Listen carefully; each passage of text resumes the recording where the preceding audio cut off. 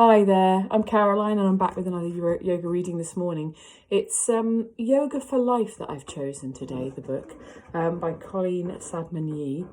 Just show you the cover there. It's a beautiful book with various sequences sort of split up into chapters for different experiences you might have throughout your life.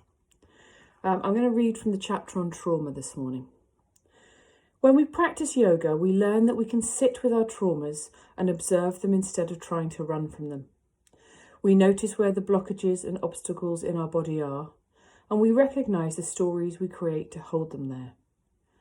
Physical injuries can create scar tissue. Fear and grief and pain also can create debilitating invisible scar tissue. Yoga practice often brings these unconscious blockages to the surface and helps release them. For many people, yoga is simply stretching or exercising. Is it that?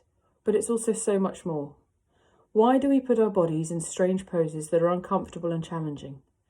Why do we practice meditation, which can be even more difficult than the physical practice of yoga?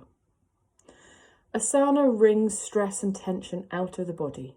Then we sit in meditation with what arises. We attempt to observe ourselves calmly without running, knowing that the fear of the imaginary is often much worse than the reality. As Mark Twain put it, I am an old man and I have known a great many troubles, but most of them never happened. Yoga is about the search for space, physically and emotionally. We aren't trying to erase our stories, but to place them in a larger context. What happens when you put a teaspoon of salt into a cup of water? The water becomes highly salty. What happens when you put a teaspoon of salt into a lake? The teaspoon of salt is still there, but its impact is minimal. So I hope that is another reading that may support your yoga practice today, or just the day you're going to have moving forwards.